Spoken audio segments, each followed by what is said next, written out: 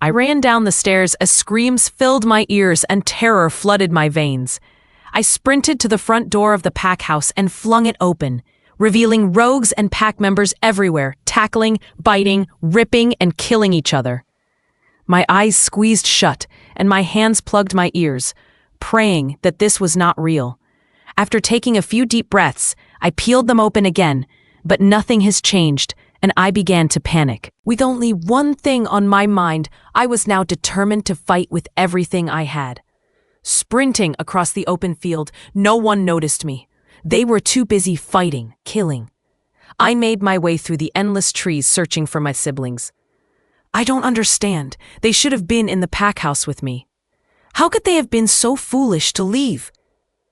Hiding behind a thick tree, I heard someone coming near. I peeked out from behind the bark. It was Stella's wolf. "Stella," I harshly called as I motioned for my sister. Her wolf's eyes went wide when she saw me, filled with pure terror and regret. She shook her head frantically, and tears slid down her face. All of a sudden, another wolf tackled her, teeth ripping into her throat in a flash. "Stella! Stella, no!" I cried as her lifeless body laid limp on the forest floor. Prying my eyes off her, I couldn't make myself look for any longer. My sister, she's gone forever. The wolf that attacked her turned towards me with pure evil and rage in its eyes. With no break to even mourn the loss of my sibling, they started running towards me, and I waited for the impact with my eyes shut. I waited for my death like a weak wolf would, yet it never came. Taking the chance, I looked to see the wolf that killed my sister, now fighting with one of the pack guards. I didn't think twice and ran deeper into the woods. My sister's cold, dead eyes fogged my brain, making it impossible to stay focused. What am I supposed to do? How am I expected to tell everyone? I could barely take the aching pain in my heart as it slowly ate at my soul, but I kept running as tears fell down my cheeks, staining the dirt beneath my feet. I came up to more rogues battling and quickly hid behind another tree. With a racing heart, I peeked out yet again and briefly glanced at the lifeless wolves on the floor. That's until I stopped breathing and became motionless. Oh, goddess, no, please. My mother laid on the forest floor, slain next to my brother. Their bodies ripped to pieces. My eyes stung with endless salty tears. I wanted to scream. I wanted to go out there and rip every single one of those damn rogues to pieces. They take my sister, my brother, and my best friend, my mom, my mother. How dare they do this to me and get away with it? What have I done to deserve this? My heart jerked and I couldn't breathe. Why? Why couldn't they take me instead? I wake up covered in a thin layer of sweat, with tears rolling down my flushed cheeks. I have this dream almost every night. I'm used to the sweat and tears, but the memories will never fade. My brain is forever tattooed with the images of their dead bodies. Over the past months, I've tried to forget about it all, but I wouldn't make it that easy for myself. I peel the covers off my sticky body and head to my bathroom to take a shower. Stripping off my pajamas, I switch the shower on and step under the downpour. I relax as the hot water streams down my shaken body, almost as if it's washing away the visuals of my constant dreaming. I wish I could just forget about the attack, but I can't accept that my family is gone. I found out after the attack that my father was also killed, his life meaning nothing to his murderer. The pack fell apart after the loss of their Alpha and Luna, but they will get over it. I never will. I turn the shower off and dry my dripping body with a white, fluffy towel from the silver rack. I wrap it around my chilled frame and walk back into my room, glancing at the clock resting on my bedside table. It is 5 o'clock in the morning, so I might as well just stay up. I trudge into my closet and sift through my clothes, scavenging for something comfortable and warm. I decided on a pair of sweatpants and one of my brother's old t-shirts that I wear constantly. It still smells like him in some ways.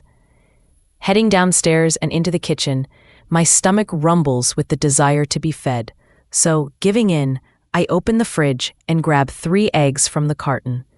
Turning back around, I have a minor heart attack as Frank seems to appear out of nowhere, sitting on one of the counter stools. Glaring at the 3 eggs now splattered onto the floor, I internally groan. Jesus, Frank, you scared the crap out of me. You're up early. Frank casually ignores my frustration as continues to sip on his coffee. Frank is like my personal guard. He lives in the pack house with me, so I am not alone. He's been there for me since the attack and loss of my family, him now being the only family I have left. I had a nightmare and decided not to go back to sleep, I explain while cleaning up the mess on the white tile floor tiredly. Sorry about the eggs. It's not your fault. I just get scared easily, I guess. I throw the paper towel covered in egg yolks into the garbage and turn back to Frank. What's up? I ask, leaning on the counter. Anna, the pack is going under. People are joining new packs, even becoming Rouge. I don't know how much longer we can go without an Alpha or Luna. There's barely anyone left. I stay quiet, absorbing the non-surprising information. People are going Rouge? Maybe that's not such a bad idea. How many are left exactly? I question, curious. Around 30. Then what's the point? Let's just close down the pack, give up. Are you crazy? Your grandparents built this pack on their own, he shouts, taken back by my disturbing decision. How can you just throw that all away? 3/4 of our people died in the attack almost a year ago, and the ones that survived are leaving, I say calmly. You said it yourself, the pack is going under. Frank sighs and rests his head on the counter. Where will the 30 of us go? He lifts his gaze to me. We can join another pack nearby. Don't get me wrong, it kills me to make this decision, but we don't have a lot of options left. I spoke to the Alpha of the Moonstone pack over the phone since they're the closest pack to us. He said that he would be happy to let us join his pack. My father made strong allies with the Moonstone pack, and I'm thankful for that. My father always knew to have more allies than enemies. The pack house was cleared out, and everything was placed boxes for storage. It was weird to see the place I have grown up in, without pictures on the walls, or any signs of my family at all. I've been thinking a lot about joining the new pack or becoming Rouge. At first, I figured I was crazy to think I could become Rouge and survive alone, but now it's all I want to do, to be free. I could travel the country, go to places I never got the chance to go because of the pack. Pretending to be a human just sounds like my best shot at a real life. Of course, I didn't tell Frank about my plans because if I did, I'd get locked in a cell so that I couldn't leave him. So decided to escape when we arrive at the new pack and head south to California. Having a fresh start will be good for me. Maybe I will forget about the gory attack that haunts me every day. Forget about how I lost everything. We're here. Frank nudges me as we pull up to the Moonstone pack house. Glancing out the window, I examine the white mansion before me. It's quite fancy, surrounded by green grass and trimmed bushes. Soon we get out of the car and make our way up the front steps and towards the grand-looking doors. I pushed on the doorbell and heard the chime sound on the other side of the walls. It didn't take long for someone to answer. It was a tall, lean gal. I sensed power radiating off him. He must be the beta. Oh, you're here. I'll take you to the Alpha and Luna. We followed him into the pack house and down a hallway till we came up to white double doors. He pushed them open, revealing the Alpha at his desk and the Luna sitting on one of the couches off to the side of the room. Ah, you have arrived. Welcome. He motioned us to come in and take a seat. Entering into the dark-colored room, I sat down on one of the leather chairs in front of his desk as he ordered. Thank you so much for letting us join your pack, especially under these conditions. Frank thanked, while I just continued to study the room. My eyes landed on the Luna.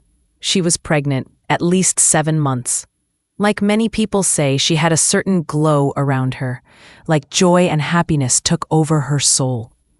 Congratulations, I say to her, trying to focus on the present and not my escape plan. "Oh, thank you," she sweetly smiled. "Only 2 more months." When we finished discussing joining the pack and other details, they showed us where we would be staying. It's a lovely house, close to the pack house. The inside is spacious and modern, especially the kitchen, which I adore. When they left to give us privacy to unpack, I went upstairs and picked out my room. Well, more like a hotel room. I sat down on the edge of the bed in the middle of the room, after I finished bringing my suitcases upstairs. Getting up, I sat on the floor in front of my bag. Lazily unzipping it, I lifted the top. Inside was my packed duffel bag full of clothes, food, water, and other essentials. I pre-packed, so I would be ready to go and not waste any more time. There was a light knock at the bedroom door, and I quickly zipped the suitcase back up and answered it. "How do you like things?" Frank asked, leaning on the doorframe. "It's nice," I answer abruptly and rather awkwardly. Giving me a funny look, Frank rolled his eyes. "Okay, well, I'm gonna go take a shower. Don't destroy anything." Huffing at his stupidity, I shut the door in his face and got back to work. "Dear Frank, I appreciate the friendship and comfort you provided me with throughout the years. I would like to thank you for taking care of me when I lost my family. You were there for me, and I'll never forget that. I have decided to leave and become rogue. I need to be free and replace my bad memories with happy ones. I'll never forget you. Thank you, Anna." I didn't want it to sound too emotional and risk him coming after me. Carefully placing the note on the bed's soft comforter, I grabbed my duffel bag and turned to the window. It's time to go. I quietly closed the front door and turned to face the forest, also known as my new beginning. The deep, dark abyss of the woods during the night always gives me the creeps, but there isn't enough time to waste cowering over it. Hesitantly, I made my way down the porch steps and the driveway. I walked along the dirt road until I came to the forest line. I took a deep breath and walked into the dark city of green. After a couple boring minutes of walking, I decided to shift into my wolf to speed up the journey. I set down my duffel bag and stripped off my clothes. I didn't want to rip them like most careless people. Placing my clothes inside the duffel bag, I shifted into my golden brown wolf, just like my mother's.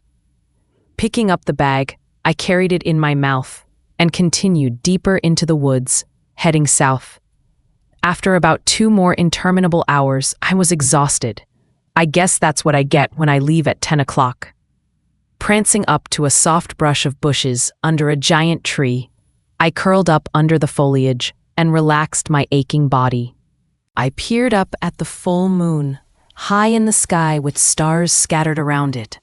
My eyes slowly shut, and soon enough, I drifted off to sleep. My eyes fluttered open, and I was greeted by large trees, jade bushes, aged rocks, and a girl about my age. Wait, what? Immediately, I got up, shaking the leaves and dirt off my wolf, ready to defend myself. "Can you shift back?" she asked politely. First, I thought this is just a plan, and she's going to attack me. But scanning her carefully, I noted a few things. She has nothing with her. She doesn't seem like much of a fighter, and she has alpha blood. I could sense her power as soon as I calmed down. I nodded and grabbed my duffel bag, going behind the tree that doubled as my temporary bed. Shifting, I put my clothes back on and walked out. The girl was now sitting on a medium-sized boulder, but when she saw I was done, she jumped off the rock and came closer. "I'm Katie." She held out her hand, and I shook it. "I'm Anna," I stated nervously. What was she doing in the middle of the woods? What if I crossed on her land? "So what are you doing out here?" she asked curiously. I was just about to ask you that," I countered, raising an eyebrow. "I'm on my way to Blood Moon Pack, just farther south." Her arms stretched out and not surprisingly pointed south. "Oh, I'm going to California." Picking up my duffel bag, I decided that it's better to keep moving. "We're going the same way. I'm going to Oregon." "Oh yeah, I guess so." I nodded and started to walk. "Why don't we walk together? We're almost at the Washington-Oregon border." she asked with puppy dog's eyes. I've had a lonely trip. Amused by how charismatic she is, I smiled. Sure, why not? She did seem kind of cool, and having company would be nice. She had long blonde hair cascading down her back and bright blue eyes, making my dull brown hair seem boring. But we started walking and got to know each other. So, are you from Washington? She asked, looking up at me. Yeah. Are you a rogue? I could hear the regret in her voice, but I didn't mind her question. I guess I left my pack last night. I sigh. I wonder how Frank is doing. Hopefully he understands why I made this decision. I mean, I already made a friend, which is a good sign. Why did you leave? She asked curiously. I glanced down at my feet and took a deep, reassuring breath. Oh, I'm sorry. You don't have to tell me. No, it's okay. My pack got attacked almost a year ago, killing most of us, and the pack was going under, so we split up, and I decided to become Rouge. I wanted to be free. I lightheartedly explained, ignoring the gruesome details. Oh, I'm so sorry about your pack. Thanks. I continued to watch the dirt and leaves covering the forest floor. So what about you? Why are you out here and not at your pack? I asked, changing the subject. My bossy brother, the Alpha, she said in a funny voice, made me go and talk to the Alpha of Moonstone about some alliance, she says in a bored tone. I'm surprised I didn't see her while she was at Moonstone. Well, I was only there for an hour at the most. So don't you have family or a mate that you're supposed to be with? She asks, looking up at me again. Oh, my family died in the attack, and I haven't found my mate. I mumble. So much for no gruesome details. Oh, I'm so sorry. She peers down at the floor, apparently thinking she hurt me. No, it's fine. It happened a while ago. I brush it off like nothing. Even though it was. Who knew a couple of months was as long as a while? So, have you found your mate? I ask, trying to lighten up the conversation. No, but it's not that big of a deal. She shrugs. How old are you? 19. Oh, then you should find him soon, she smiles. We kept walking for about 2 more hours until we reached the border. We kept walking after that for at least another hour, talking about her pack and school. Even though I graduated last school year, I learned that she loves to sing, so I told her how I love to dance. I've been dancing since I was 5. It took my mind off pack business and Rouge issues. When I was 8, I got into ballet and stuck with it since, but I stopped dancing after the Rouge attack. I'm probably pretty rusty. Oh, the Blood Moon territory border is just up ahead. Katie motioned further ahead. It was getting dark out, so I checked my watch. It's 8 o'clock. We kept strolling until a man came into view. Come on, they don't bite. Katie chuckled. I followed her up to the tall, muscular, intimidating man and started to get a bad feeling. Hey, Mikey, I'm back, she calls to him. His face softened, though when he saw me, he became alarmed. Katie noticed and rolled her eyes. She's my friend, and you're just going to the pack house. Katie, I better go. No, I won't let you sleep in those creepy woods. Plus, there have been rogue sightings close by, she argued. I just sighed. But I am a Rouge. I don't want to be a burden. Hey, I could use some company. It's not like my brother will paint nails and do each other's hair with me. She whined dramatically, using it to her advantage. If it's not too much trouble. It's not now, come on. She grabbed my arm and dragged me towards a big mansion-like house, which I'm guessing is their pack house. We hurried inside and into a living room with comfy-looking white couches and a big flat-screen TV. She pushed me down on one of the couches and I snuck into the plush cushions. Katie turned on the TV. We watched Friends and Full House for a while. She was laying down on the couch next to me and laughing hard whenever something funny was said during the shows. I decided to loosen up and laugh along with her. She noticed and turned around smiling at me. Talk about an instant friendship. We continued watching TV and laughing our butts off until someone interrupted our giggling fest. Katie, who's your friend? We turned around to see a muscular guy with shaggy, dirty blonde hair. That's Jackson, our beta. Katie informed me, not caring about what Jackson asked her. Katie, did you at least ask Tyler? He sighed. massaging his temples with his fingers, seeming stressed. No, but I'm his sister. I don't have to ask. She's my friend. It's no big deal. Caddy waves her hand, motioning for him to leave.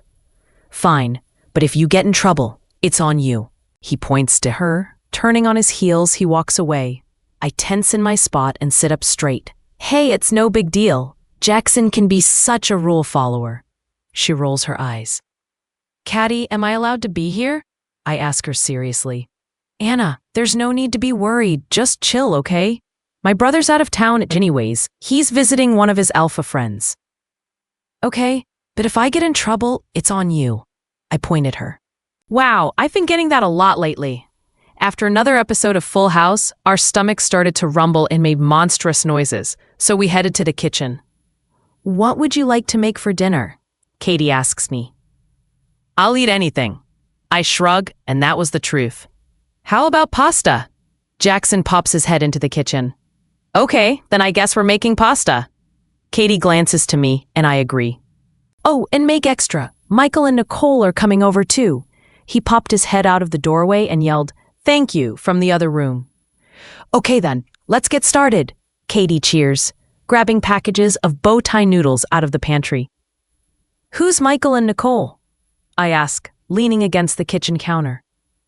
Michael is the third in command and Nicole is his mate. Oh, okay, where are the pots?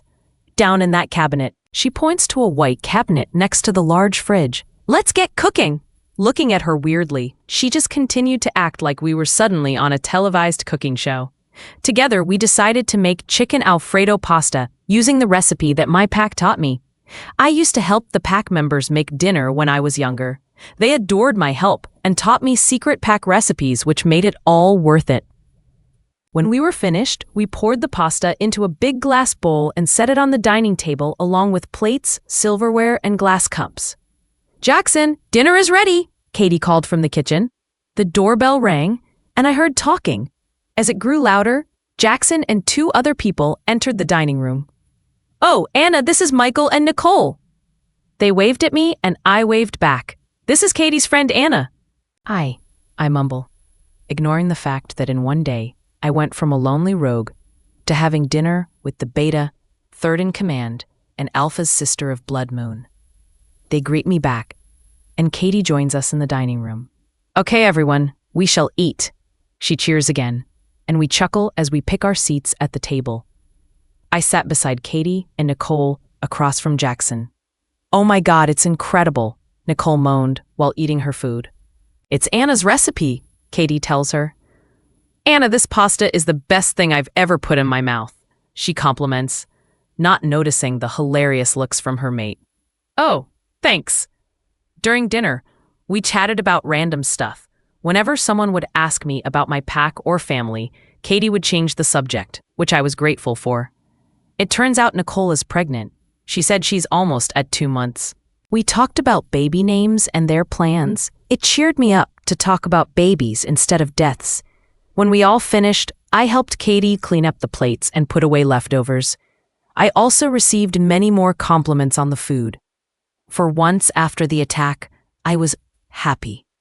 After we had finished cleaning up, Katie and I joined the others in the living room. We just chatted more until we heard a car door shut from outside. I started to feel funny, but I couldn't put my finger on what was causing these uneasy feelings. The air filled with an irresistible scent. It was musky, woodsy, and sweet. I started squirming on the couch like I was being held down. Anna, you okay? Katie asked me with a concerned look. Yeah, I'm all right. I breathed out, but I was lying. The scent was starting to become stronger, making me more restless. I could hear my wolf whimpering on the inside, wanting to go to something. Trying to control myself, I took deep breaths and attempted to clear my mind of all thoughts. All of a sudden, the front doors swung open, forcing me to turn around. He was tall and muscular, like a warrior. His face was chiseled with a jaw like stone, and his eyes were a dark blue oasis.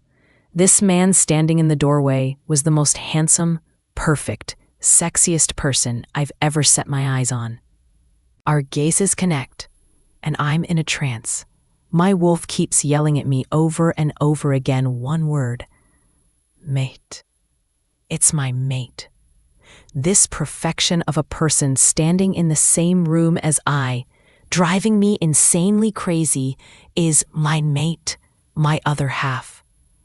My heart stops and doesn't plan on acting anytime soon. I couldn't read his expression. Was he disappointed that I'm his mate? Did he not want me? Am I not good enough? My wolf started to panic as these thoughts ran through my mind continuously. Just being in the same room with him, I felt safe. I felt needed. "Oh, Tyler, you're back early," Jackson mutters, surprised. I tear away from his hypnotic gaze and stare at Katie wide-eyed. She notices my staring and shakes it off, turning to face Tyler. "Oh yeah, Tyler, this is my friend Anna. She's going to sleep over," she states, not even caring about his answer. I glanced back at Tyler, my mate. His eyes are still resting on me, only causing me to become hotter and bothered. "Tyler!" Katie yells, trying to get his attention. "Tyler!" She waves her hands up in the air. She gazes back at me, then him, then me, then him. I think she's finally catching on. Oh. The room fell silent. I could hear the crickets outside. My heart was beating out of my chest, and I felt like I couldn't breathe while staring down at my hands resting on my lap. I wanted to get up and run into the forest and not dare to come back. My mate is standing 5 feet away from me, and I can't move. I want to run into his arms. I want to be his, but I can't move. Katie is sitting on the couch opposite of mine, completely shocked, like everyone else. I feel like I'm going to puke. The tension in the room was slowly suffocating me. I stood up and looked him right in his piercing, deep blue eyes. I did not run into his arms. Instead, I left the room. I speed-walked into the kitchen and took a deep breath. The air was fresh and untouched by emotion. This isn't how it's supposed to be. He was supposed to run up to me, hug me, kiss me, but all he did was stand there, emotionless. Come on, I'm not that bad. Katie ran into the kitchen, and when she saw me, her face softened. "Anna?" I didn't answer. I just kept looking at the white-tiled floor beneath my feet. A tear splattered on the tile. I didn't even know that I was crying. "Anna, what happened?" she asked soothingly, while walking towards me as if she has known me long enough to calm me down. I kept my stare on the floor. I wish I would just disappear. I could hear Jackson's voice from the other room, but I couldn't comprehend what he was saying. I should go," I mumble. Katie ran to me and held me in her arms. No, don't talk like that." She then held me at arm's length, looking at the tear stains on my cheeks. "I don't understand," I sigh. Her face falls and she drops her arms from my shoulders. "None of us do." I can hear the sorrow in her voice. Nicole enters the kitchen and walks towards us with a sorry frown. "Oh, honey." She wipes a tear from my cheek. "Is he going to reject me?" I softly ask, though on the inside I'm screaming it. Would he reject me? Well, I already feel rejected. "He won't even try, because if he does, I'll beat him up," Katie warns severely. I chuckle and rub off the rest of the tears from under my eyes. I have to be strong. Even if he does reject me, I already lost my mom, dad, sister, and brother. What's one more person? But I feel if I lose my mate, I might just crack. If I lose, my other half-life isn't worth living. "Come on, let's go back into the living room," Katie suggests. I guess it's time to face the music. What am I gonna say? What will he say? Well, hopefully not the word reject. I walk back into the living room with Katie and Nicole at my side, but Tyler is no longer here. "Where did he go?" Nicole asks Jackson and Michael. "He said that he was going for a run," Jackson answers. "He just found his mate, and he's going for a damn run," Katie yells at the boys. "That's what he said before he left out the door," Michael yells back. "Did he leave?" I could feel it. The emptiness inside me started to grow. I have to go after him. Even if he does reject me, I can feel my wolf howling at the thought of being abandoned. I'm going to go find that son of a... No, I'll go find him, so we could at least talk about what happened. I cut Katie off. She glances at the boys, then back at me. Are you sure? It can be dangerous out there with the Rouge sightings recently. Yeah, I'll be fine. I got alpha blood, I joke, trying to lighten the mood. Okay, just be careful. I nodded, then went out the front door, shutting it behind me. The crisp autumn air blew past me, causing me to shiver. I walked across the driveway and followed a dirt path leading to the tree line. I walked through the woods, freezing and over-emotional. I passed tree by tree, hoping he'd appear when I passed the next, but he never did. I walk over and sit on a rock on the now faded pathway. I try to relax and calm myself down. Stupid werewolf emotions making me go crazy. A gust of wind blows against my face, but I can smell him, the musky, woodsy, sweet scent that drove me crazy. I stand up and run, following his addictive scent. I start to hear voices the further I run. I can tell one of them is my mate. I start to see him through the trees with another man. I try and quietly sneak up on them, but of course, I step on a twig and it makes a snap noise, causing them to stop their aggressive-sounding conversation. Who's there? The other man calls into the trees. Tyler's eyes go wide. He knows I'm here. He can smell me. If you won't come out, then I'll drag you out, he calls again. I peek out from behind a tree and suddenly come face to face with the unknown man. He grabs my arm roughly and drags me out towards Tyler. Let go of her, Tyler yells using his alpha voice, or I swear I'll rip you to shreds. His grip tightens around my arm and his nails dig into my skin, causing me to whimper. You're a pretty little thing, aren't you? The unknown man trails his hand over my cheek. I try to face away, but he grabs my hair, pulling it to face him. I might just keep you. Tyler lets out a deep growl. Jackson, I warned you. Oh no, please don't tell me he's your mate, he asks me while chuckling darkly. I wince as his canines emerge from his mouth. Well, we can change that. He laughs. I shut my eyes as his mouth comes closer and closer to my neck, but all of a sudden I feel him being torn off me. I open my eyes and Tyler has him pinned against a tree. I warned you. Then Tyler snaps his neck, and Jackson's body falls limp on the forest floor. I take a deep breath and look at Tyler. Let's go, he commands. I don't think twice before I follow him back to the pack house. That man was going to mark me. He was going to use me. I shudder at the thought of being marked by a complete stranger. We walk back in silence, not even a sigh or a cough. He opens the door for me, and I walk in to immediately be hugged by Katie. Anna, your arm! It's bleeding! What happened? Katie questions. I guess we're instant best friends now. I ran into Jackson, and he saw Anna. He was going to mark her, Tyler informs Katie tensely. What? That psychopath! Katie screams. She turns back to me and has a closer look at the scratches on my upper arm. Did he grab you or something? Yeah, I answer blankly, trying not to seem over-emotional. Let's spray some disinfectant on it to get his pervert germs off you. I'll be right back. Katie left to grab some disinfectant or whatever, and I was left alone with Tyler. I faced away from him as my nose surfaced. You should stay away from me, he says, his voice husky. I'm not good for you. My heart cracks a bit at his words. He's going to reject me, I know it. I turn to face him, but he was the one looking away now. But you're my mate, I whisper. He turns to face me. Yet again, his face shows no emotion. We're supposed to be good for me, I continue. We stand silently looking into each other's eyes. I felt complete just being around him. I'm supposed to, but I'm not.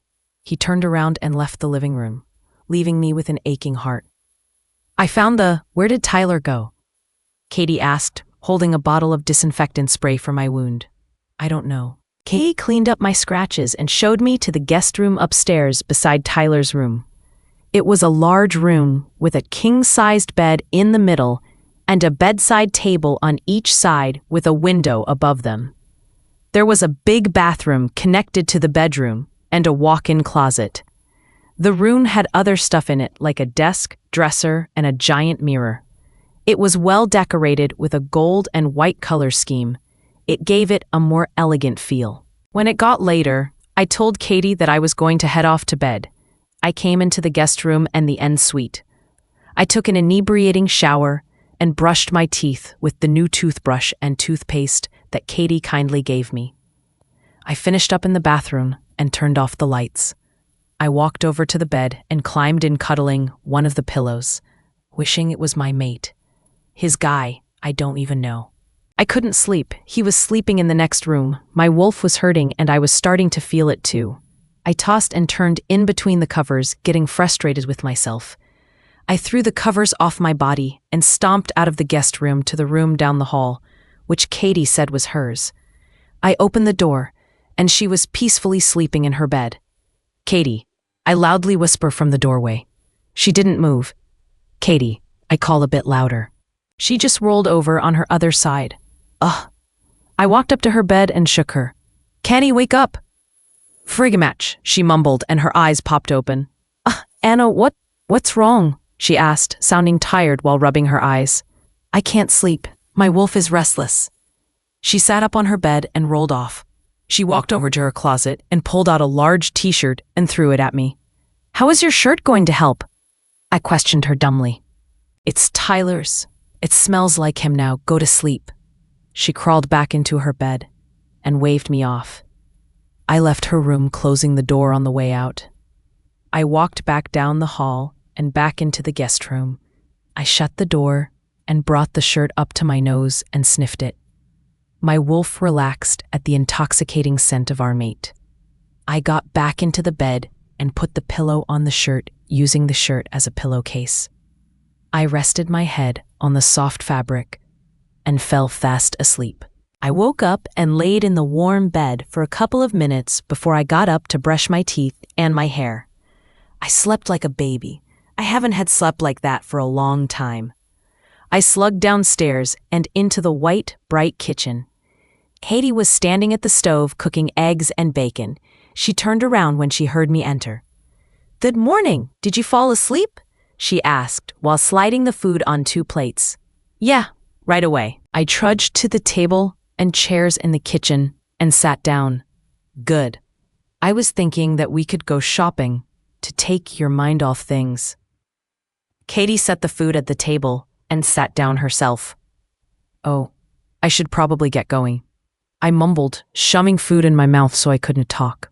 She started to laugh. "What's so funny?" "What?" I asked, confused, while swallowing my eggs. "You think you're going to leave?" She giggled. I thought. I dropped my fork on the table. "Anna, you just found your mate, the Alpha, so that makes you the Luna." "Come on, he practically told me to stay away from him.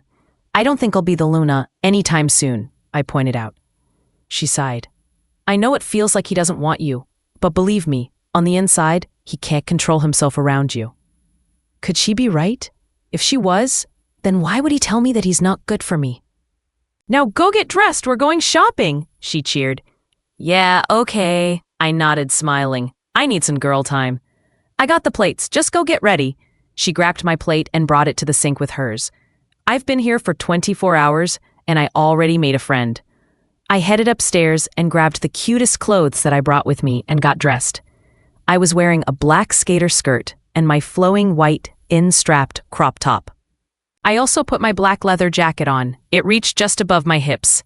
I went back downstairs with my small crossbody purse with my wallet in it. "You ready to go?" Katie asked while zipping up her boots. "Yep, let's go." Katie drove us to the mall in her cute yellow Volkswagen Beetle. Katie told me that she could have got any car that she desired, and she chose a yellow Beetle. Why?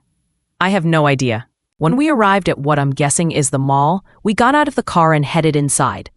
Katie led the way past stores till she stopped in front of a lingerie shop. I gave her a confused look. "You want to get Tyler, don't you?" she asked in a duh tone. "Not like that," I yelled. I grabbed her arm and dragged her away from the store. I saw a shop up ahead and dragged her into it instead.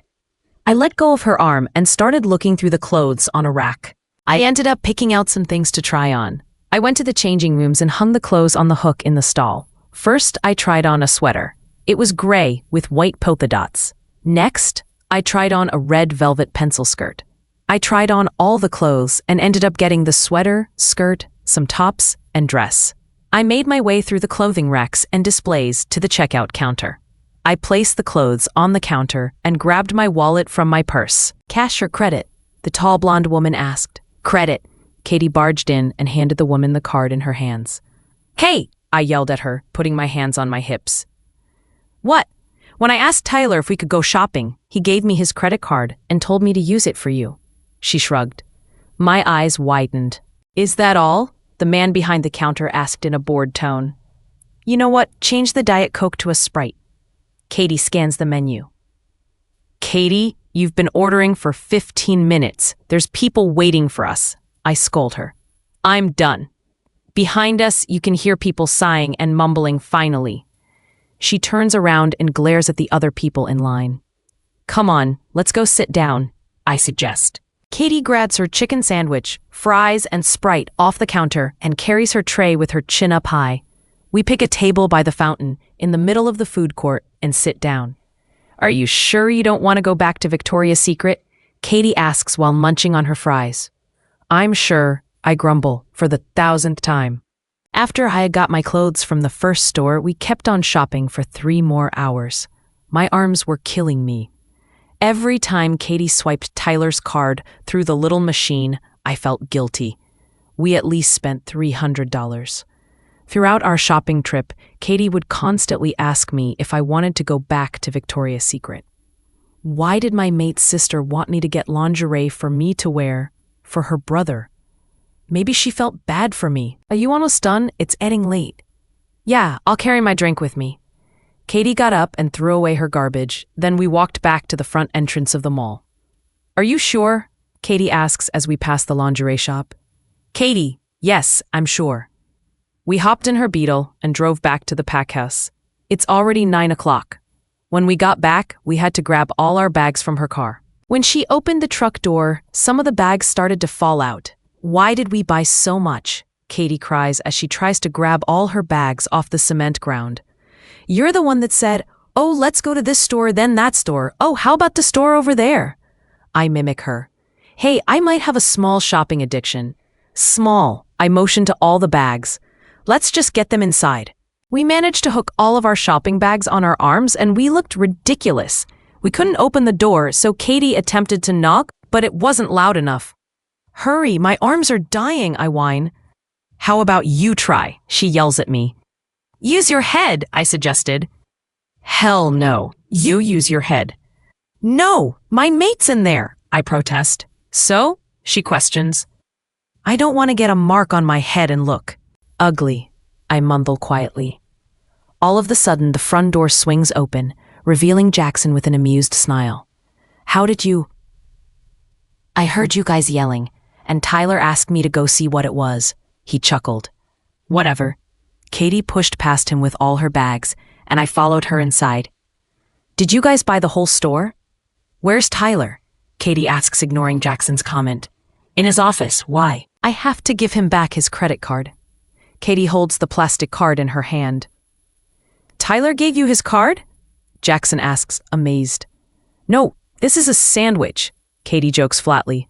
"Here, go bring it to him." She holds the card, trying to give it to me. "No way." I shake my head. "Why not? The 3rd time I talk to him won't be to give him back his credit card." "Do it, or I'll say bad things about you," she threatens. Jackson comments, "That's cold." "Katie," I beg, "don't make me. I thought we were friends." She stares me dead in the eyes and hands the card to me once again. I huff and rip the card from her hands. "You'll thank me later." She calls to me as I walk to his office. "I sure hope so," I whispered to myself. I walk down the wide hallway. His office is at the very end. I walk slowly, giving me time to think about what to say. "Thanks for the money. Katie told me to buy all that stuff. Here's your credit card," then sprint out. I sigh as I stand in front of the double doors. I take a deep breath and knock. I hear a low, "Come in," and I twist the door handle and push the door open. Tyler was sitting at a large desk in the center of the office. There was a small stack of papers on his desk. When he looked up, I could see bags under his eyes. Even when he's tired, he's irresistible. I walked to his desk, trying not to embarrass myself. Thanks, I murmur while handing him the card. His hand lightly touches mine as he takes the card from my hand. I feel electricity flow through my body, pure pleasure. I quickly move my hand and hold it to my chest. Why didn't you reject me? I mutter out loud, not thinking about my actions. He doesn't answer, but he stands up from his office chair and walks towards me. I told you that I'm not good for you. He breathes out. I know his wolf wants him to hold me, touch me. I don't care, I say, my voice filled with emotion. Anna, I don't want to hear stay away or I'm not good for you. You're my mate, I shout as a tear slides down my cheek. We were made for each other. If you're unhappy, then reject me, he said with a straight face. No. Anna, reject me, he orders. What? No, I won't. My back ran into the wood door as he held my arms at my side. My breath was heavy and my knees weak. Say it, he demanded. I shook my head and tried to free myself from his firm hold. But I had no luck. Say it, he hollered again.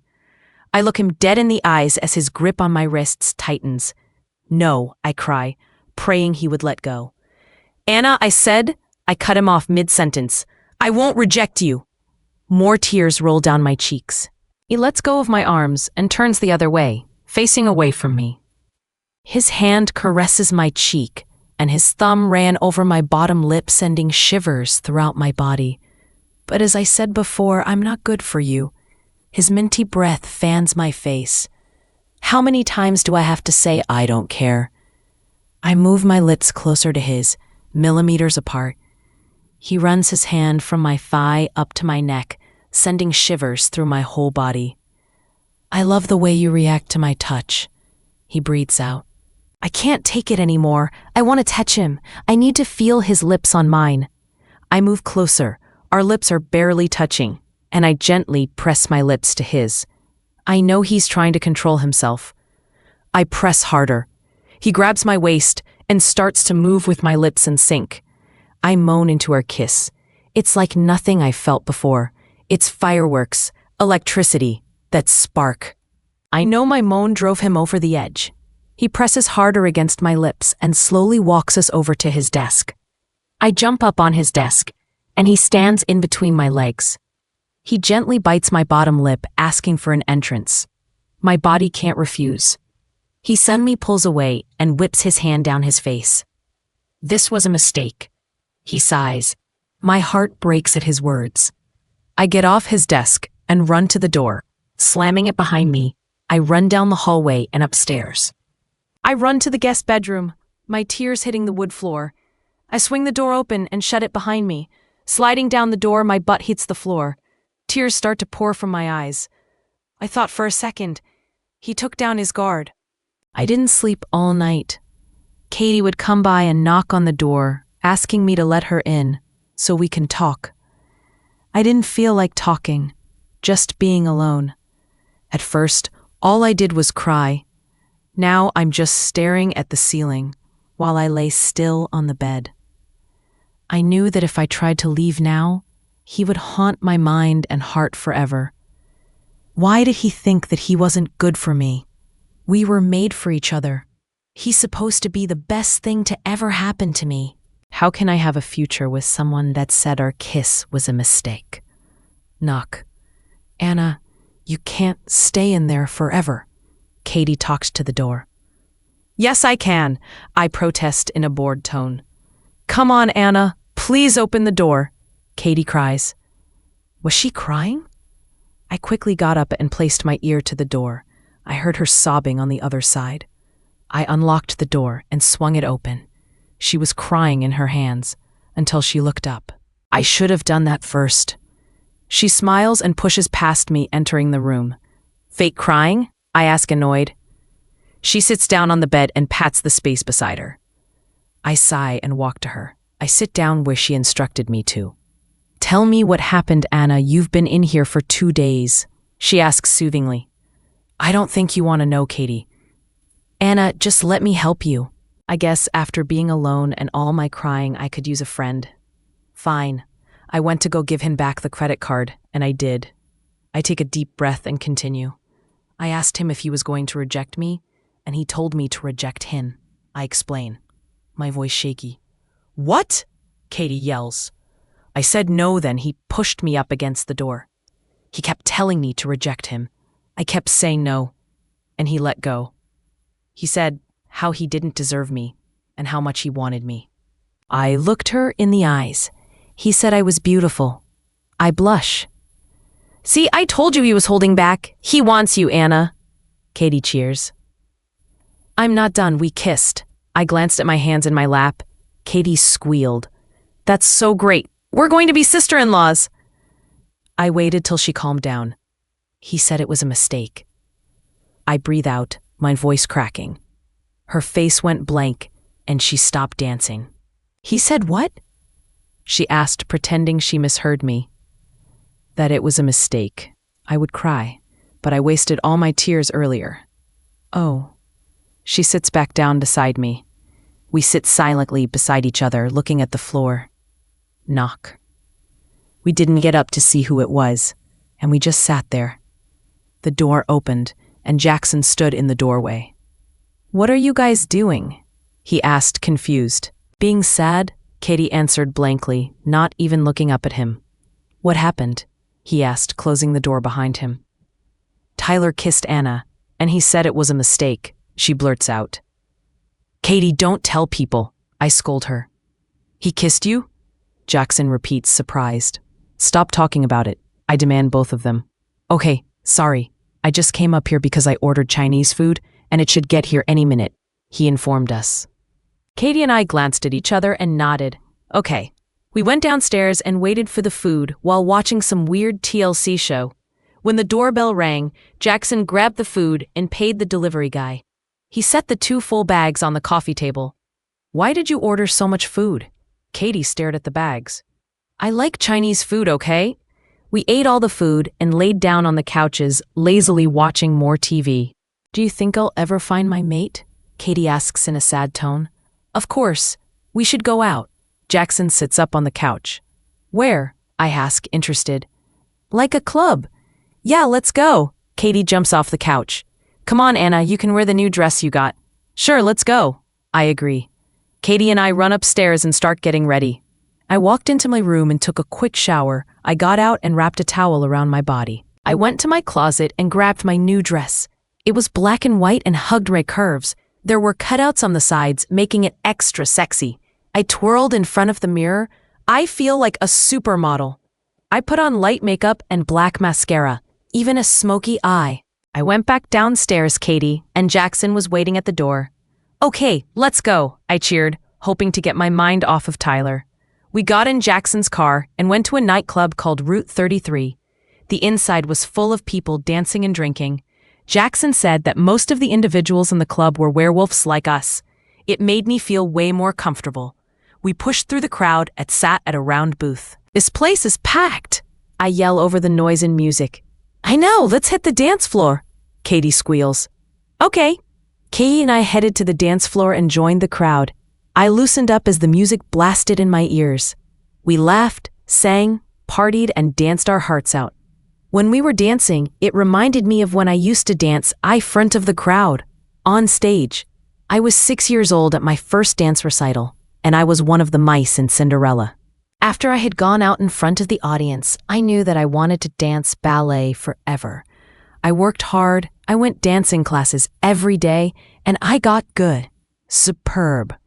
But being the alpha's daughter and a werewolf meant that I couldn't dance forever. I had to help my pack. When I lost my family, I stopped dancing altogether. I thought I didn't deserve to be happy. Hey, Anna, want to get something to drink? Katie asks, yelling in my ear. Yeah, sure. We pushed through people dancing and went up to the bar. Hey, Mike, Katie calls at one of the bartenders. One of the bartenders turns around to face us. Hey, Katie, what can I get you? He asks while cleaning a glass. Can I get a round of vodka shots? Sure thing. The bartender turns to make the drinks. Katie, vodka shots? He didn't even ask for an ID. You're 18. I yell at her. Dude, just chill. I huff and wait for the drinks. Hey, sweetheart, looking for a good time? I spin around and come face to face with a guy that looks about 30, and his breaths reek of alcohol. Katie heard him too, and she turned around. "Hey, buddy, get lost," Katie yells at the guy. "I wasn't talking to you," he fires back. "Look, she's not interested, so go." Katie waves her hand in front of his face. He grabs it and pushes her hand back to her chest roughly. "Hey, don't touch her!" I yell, pushing back the drunk guy. "Feisty, I like it. Come on, honey, let's get out of here." He grabs me by the arm and darts, pulling me away from Katie. "Let go, you drunk idiot," I shout while trying to get free. Katie jumps on his back and starts to strangle him. He wiggles and shakes, trying to get her off, but she has a death grip on his neck. What the hell is going on? The three of us turn to see Jackson with his arms crossed and a pissed look on his face. "Look, man, just leave the ladies alone," Jackson reasons while Katie jumps off the guy's back. "Dude, if you want one, you can have the blonde. Now let's go, honey." He pulls me near the exit. I try and rip his hand off of my wrist, but his grip is too strong, and I whimper as he squeezes tighter. "I believe she said let go," Jackson warns once again. "Man, just leave us alone." As Jackson distracted him, I quickly kick him hard right in his jewels. He bends over and lets out a yelp. "You little bitch," the guy yells as he holds his, well. He grabs my hair roughly and pulls me down my knees. I quickly spit on his face and he cringes. Before I know it, his hand comes flying at my face and he slaps my cheek hard. My skin burns and stinks as I caress it in my hand. "Hey, jackass, didn't anyone tell you never to hit a girl?" Jackson punches the guy right in the nose. Blood starts oozing out of his nostrils. "I think you broke it," Katie cheers. Jackson kicks him right in his stomach, and the drunk tumbles to the dirty floor. He groans and holds his stomach. We look up and notice the crowd that has formed around us, watching for our next move. "Everyone carry on," Jackson orders to the sea of people staring at us with wide eyes. "Come on, let's get out of here," Katie suggests. We leave the club and head straight home. My cheek hurts and it's starting to get red. When we get back to the pack house, we crash on the couches in the living room. "Anna, your cheek is super red," Katie comments worried. "It stings, but I'll be okay. That was so much fun," she squeals. Jackson chuckles. "Yeah, we beat that guy's ass." "Beat whose ass?" We all turn around and see Tyler standing at the living room entryway with his arms crossed. "You missed it, Tyler." Some drunk was hitting on Anna, and he tried to take her away. Then I jumped on his back and started choking him. Anna kicked him in the balls, but he grabbed her hair and slapped her. "He what?" Tyler mutters, then he rushes over to me and sits beside me on the couch. "Your cheek," he mumbles while gently running the back of his hand over the red splotch on my face. I sat there wide-eyed at his sudden nurturing action. "What did he look like?" Tyler asks, anger pouring from his words. "Maybe 6'3", black hair, muscular. He had a tattoo on the back of his neck. It was something in Chinese." Katie lists off his description. "Oh, he was a wolf, but not from our pack," she adds on. "Jackson, find him," Tyler orders, using his alpha tone. "Sure thing, I'll start right away." Jackson left the pack house and started looking who knows where. "Katie, go to sleep. You have school tomorrow," he ordered again. "I'm going to sleep because I want to, not because you told me to." She calms down to Tyler as she climbs the stairs. Tyler turns back to me, and his glare softens. I know I affect him as much as he affects me, and I love it. "You should go to bed too. Your cheek will heal by morning." "Oh, also, we'll have to talk about that dress." I nod my head blushing and go to my room, obeying his orders. I remove my eye makeup and brush my teeth. I grab a tank top and shorts. It feels so good to be out of that tight dress. I climb into the soft covers and rest my head on the pillow. Tyler's shirt's still on it. I relax and try and fall asleep, but I had no luck, even with Tyler's shirt. All of the sudden, the bedroom door swings open, revealing shirtless Tyler in all his half-naked glory. "I can't stay away. You drive me crazy," he breaths out, gripping the door frame. Tyler stood in the doorway, his eyes filled with lust. He came closer to the bed, trailing his fingers on the soft covers. The closer he got to me, the more restless I became. I studied his naked chest, his defined abs that make my mouth water. My wolf purred as he bent down, our lips almost locking. I couldn't wait for the sensation of his kisses. "Anna," a voice mumbles, ruining the moment. "Annalie, wake up." My eyes shoot open and are greeted by Katie's face. "It was only a dream, darn." "I wanted to show you around the pack today," she cheers, clapping her hands. "Don't you have school?" I ask, rubbing my eyes. "What time is it?" "I went for the first half, but it got boring." She plops on the bed beside me. "Now get up and get dressed." "What time is it?" I grumble. "Like 11:30. I must have slept in. Well, there's no one to wake me up. "Now go get ready," she yells, hitting me in the process over and over again. Okay, I'm going." Katie leaves the room, and I hop in the shower. Nothing like a hot shower after being attacked by your friend. When I'm finished, I scavenge through the closet, looking for an outfit. I decide on a pair of black leggings and a sweater. When I'm done with everything else, I head downstairs and into the kitchen. First, we can check out the training grounds, then the little dance studio. "I remember you telling me you used to dance. Maybe you can get back in it," Katie hopes. I shrugged off the idea of dancing again. After I had eaten lunch, we left for the training grounds. It was outside in front of the tree line. I looked around, and there were kids around 10 years old sitting on the grass in front of a muscular man. "Hey, Katie," one of the kids calls at us as we walk closer to them. "Hey, guys, are you learning to kick butt?" she asks the small crowd of kids. "Yeah!" they all scream. "If they would listen," the instructor mumbles. The kids giggle and start their training. I watch as they try and fight each other. It's pretty cute. The trainer walks up to Katie and me after helping some of the kids. "So ladies, what brings you here?" he asks, crossing his arms over his chest. "Oh, I'm just showing Annalie around," Katie explains. "Well, nice to meet you, Annalie." He holds his hand out. "Oh, I go by Anna," I correct him as I shake his rough hand. After our introduction, he shows us around the training ground. On the other side of the grounds, there are some guys training. They look about 20. As we walk closer to them, I notice that one of the guys is Jackson. "This is the training area for pack members above 18, the instructor explains. "Which also means I have to train with the little kids," Katie complains. "Katie, you don't train, you sleep," the instructor chuckles. "Whatever." Jackson notices us walking up to them and runs towards us. "Oh, hey guys, what are you doing here?" Jackson asks. "Katie's showing me around," I answer. "That's great." We watched Jackson fight another guy before we left to go to the dance studio. Katie leads me to her car and gets in. "Why are we taking your car?" I ask before getting in myself. "The studio isn't on pack grounds. Now get in." I sigh and hop in the car. We drive off pack grounds into town. As we drive, I see the mall through the car window. The studio must be by the mall. Katie pulls into a shopping center and parks in front of a quaint building called Studio 3. We get out of her car and head into the building. The inside is all white with black furniture. Katie walks up to the front desk and I follow her. "Good afternoon, Katie." The old lady beside the desk grumbles. Yeah, can we just go in?" Katie rushes. "Whatever."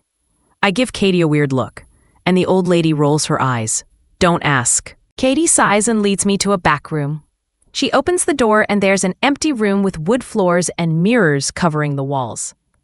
"I want you to dance for me," Katie commands as she sits against the wall. "What?" I chuckle. "I can't dance." "Well, I can, but I'm not going to."